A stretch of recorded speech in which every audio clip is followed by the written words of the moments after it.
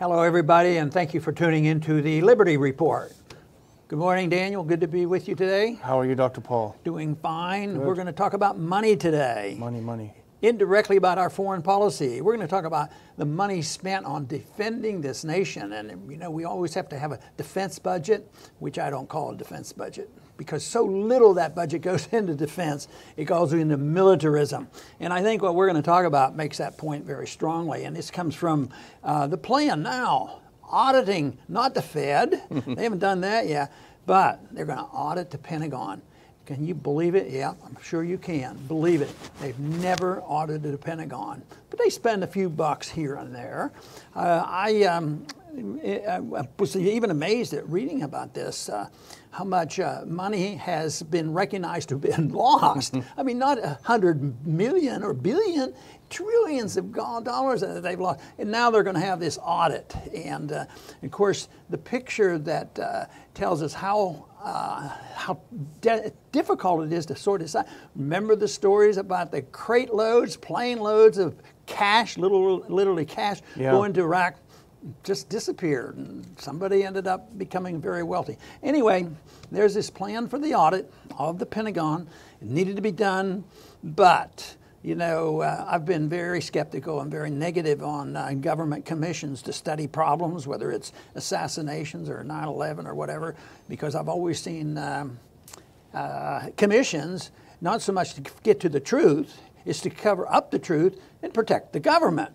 Now, do you think we could apply that definition to an audit of the Federal Reserve too, but the audit of the Pentagon? I am reluctant to be optimistic that, boy, finally we're going to know the truth about waste in the Pentagon. For some reason, I don't think it's going to happen. You know, I get excited when I find a couple of quarters, you know, stuck in the couch. But somehow I don't think that's going to happen. There's a DOD report from 2016. This is according to, we saw the article first on Zero Hedge. The DOD report from 2016 found that $6.5 trillion in the Pentagon is unaccounted for. It's just simply unaccounted for. They have no idea where it is. So 2,400 auditors from independent auditing firms are going to go into the Pentagon, probably going to have a few years of a pretty nice gravy train of employment. And what are the odds that they're going to come out and say, we found this $6 trillion, good news, America, we won't have to pass a defense budget for the next 10 years or so because we've got all this money, it's going to finance it. I don't think that's going to happen. You know, it's probably not just waste, it's money being spent which is hidden from the taxpayers. So a lot of money is spent out there, you know, running the empire. And this is how, you know, the deep state gets financed. But there's one thing that we talked about before, and they mentioned it now, that they can be checking up on. There's 40,000 soldiers that we haven't been told where they are. Well, they're marching for the empire. They're out there someplace, and they think that's one of the reasons why we need the audit. Find out where these 44,000 troops are, as if they don't know. But maybe there will be some revelations. Let's hope so. But I'm not holding my breath on that. They're going to have a few auditors doing this, and 2,400 auditors, government and private and who knows what, just managing that. Of course, they're probably going to need an appropriation for this. You know, they couldn't take it out of their budget. So this is supposed to happen, and the person in charge for this is a David Norquist, and he was he did an audit of the Department of Homeland Security, and I think the conclusion there was they needed more money, and there were no problems, no wasted effort, no problems at all, and he's going to be in charge of this. But even he, at the conclusion of his announcement, made sure that the people knew that the biggest problem that we're facing today is not the need for the audit. He didn't deny that, but not the need for the audit, but that make sure that there is no close down of government. Because if the government would close down, which is all a fiction anyway, they've never closed the government down. They never really intend to close it down. But symbolically, that would put a challenge on the military. It might slow up the development of weapons. What if they didn't have their cash flow for the F-35? Yeah. Wouldn't that be horrible? They wouldn't be able to finish that up to go to another war, this sort of thing. So there's lots of things in this that, other than the headline, there's not a whole lot there for us to get too excited about. We should be put on the alert. Yeah, you know what, this makes me feel like it sounds like they're frightened in a way, which is a good thing. Because if you remember when the Snowden revelations came out, no one was talking about it, they tried to deny it, and then Snowden came out, and they rushed and said, we've got to fix it, don't worry, we'll take care of these abuses. So it sounds to me like Norquist and his people are afraid of the people being frustrated and upset about this wasted money. So they want to go through the motions of having an audit to deflect some criticism. So I think it's a good sign. I think it should make us feel encouraged and want to turn up the heat. Yeah, they need to be watched. But yes, I think public pressure is the only thing that might move them. And I think public pressure for this has been very helpful and has to continue. Just like the attention that is given the Federal Reserve right now has been motivated by the people who are saying, let's audit the Fed. Why did they get off the hook? Of course, the Fed hasn't been audited, but their reputation has been slipping. And as conditions get worse, their reputations, whether it's the Pentagon or the Federal Reserve, their reputations are going to continue to go downhill. But there was another article too that involved Secretary of Defense Mathis, and he's lobbying for more money. He just had his budget passed. He wants more money. So it's never endless. There's always an excuse for why they have to have more money in the military, and never questioning whether it has enhanced our national security. And quite frankly, I think if you took a chart and did it over the last 50 years and showed the increase in military spending and honestly measuring how safe and secure we are and well received around the world, I think that line would go in the opposite direction. I think it would be reciprocal. I think the money is actually a very negative for national security for us. Well, it's funny you mentioned that, because we do have one chart, and it's not exactly what you're talking about. I don't know if we have it available, but it's a timeline of military spending from the here we go. Yeah.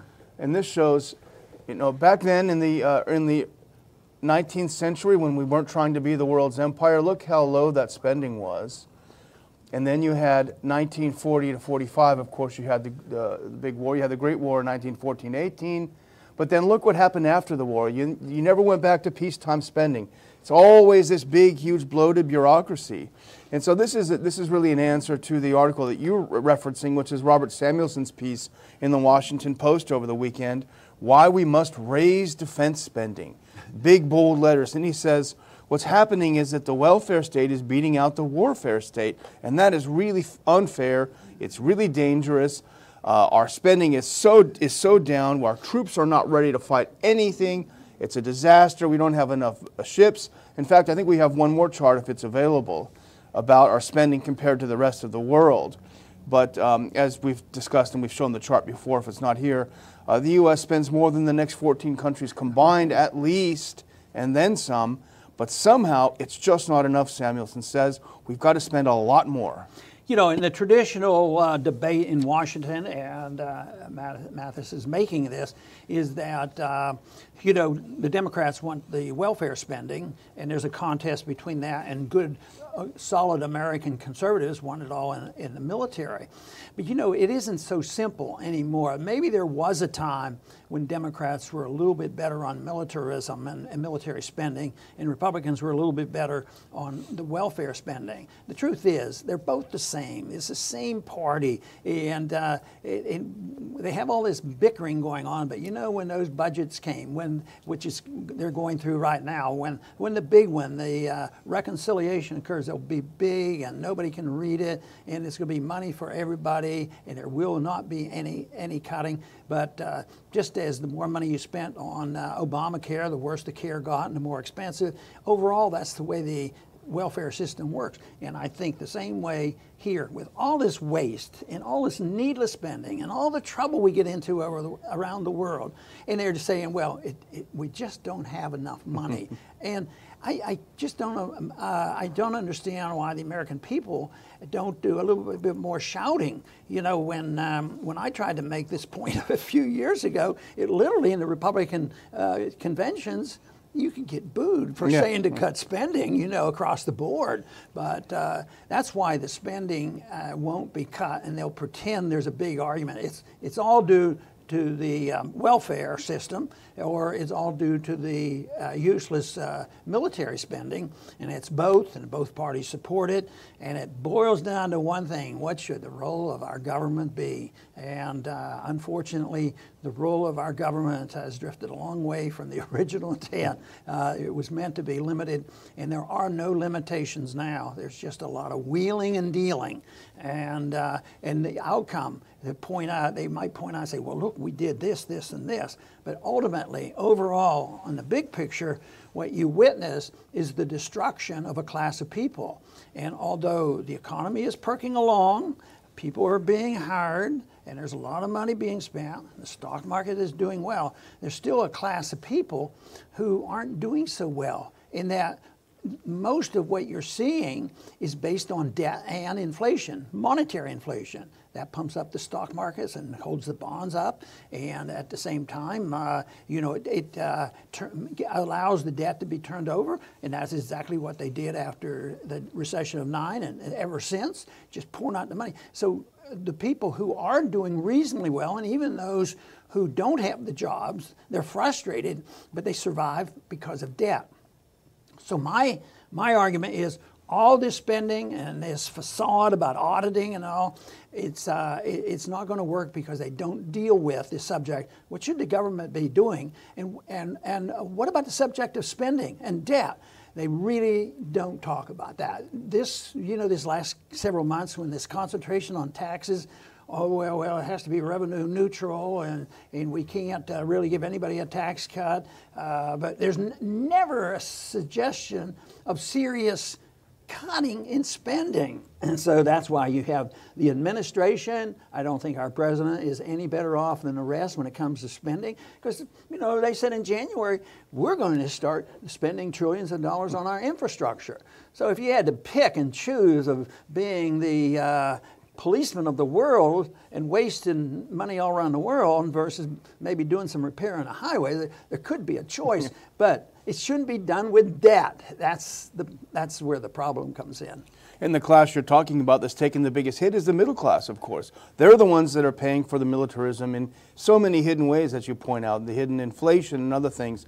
And this is the main theme, I think, of what we've been trying to do, is to convince them they're being bamboozled. You're being bamboozled. You're being told that there are enemies everywhere, that you're not giving up enough of your money, enough of your hard-earned money to pay this group that can't even keep track of $6 trillion, you know. Yeah. So when the middle class turns in our direction, which I think is beginning to happen, maybe it's for economic reasons, maybe it's for moral reasons, but when they begin to turn, I think that's when the tide begins to turn. Right, and you know, when the Democrats were in charge, it was said that by conservatives, all we need is a Republican administration and a Republican Congress, and all of a sudden the spending would quit and it would be decreased and we would come back to our senses. So we have McCain in the Senate in Armed Services, and we have Thornberry in the House, and two Republicans claim to be conservatives, and they're the biggest spenders. They're the ones who won all this thing, and claiming that the world will come to an end if we don't have just 44,000 people around the world policing the world. They'd double that if they had the chance, and they'd have Graham chiming in and saying, yeah, these guys have the right idea. That's a good start, is what they'd say. Well, I would just conclude then a couple of things, really. First of all, as you mentioned, what's missing is the mission and the policy. The report that Samuelson put out and his sources that he cites, they talk about, oh, we only have this many ships. We only have this many troops. Never looks at the mission. When you look at what his sources are, he cites CSIS, which is a Beltway think tank, American Enterprise, a Beltway think tank. Both of them say we need more money in the military. But if you look at who funds them, here's CSIS, Northrop Grumman, Chevron, Boeing, ExxonMobil, Lockheed Martin, Saudi Aramco. So these guys are funding these studies that go to the Washington Post, that they're published saying we need more defense spending, which make these funders rich. So absence of a mission and policy, that's critical, as we always say. The other thing I just sort of wonder, the real danger, I think, of a real Pentagon audit, it would show America just where their money is being spent. How many weapons ended up in the hands of ISIS and Al-Qaeda? How many billions and trillions of dollars were just thrown around to really bad actors? And I think that's what they're afraid of. The one thing that can sometimes backfire on some of these audits and some of the publicity that we'll be listening to, and their legislation, there was a lot of times they would tack on an amendment or saying we're going to save umpteen billions of dollars in waste, fraud, and abuse. Attack waste, fraud, and abuse. Oh, well, no, everybody's against waste. Everybody's against fraud. Everybody's against abuse. And they would always tap that in there and say, we're going to say this percentage on taking care of that. Never do they say that we're going to change policy. And that's what you're talking about, is the policy that really counts. So waste, fraud, and abuse, I've always, that is, I don't get on those kind, I never got on those kind of bills because everything is waste, fraud, and abuse. That's what government is, and it's fraudulent when they go to the money system. It's fraudulent when they steal through the tax code, and it's abusive when you have a DOD that's policing the world. So I don't think they're going to solve this problem by banning waste, fraud, and abuse. I don't think the audit will do a whole lot of good. Daniel points out a couple things that maybe will be beneficial coming of it, but it's not going to solve our problem. The only thing that's going to solve our problem is not for the Congress alone to wake up. No, Congress is not going to wake up until the American people wake up and decide what kind of country they want to live in. And if they're satisfied with what they have to do nothing.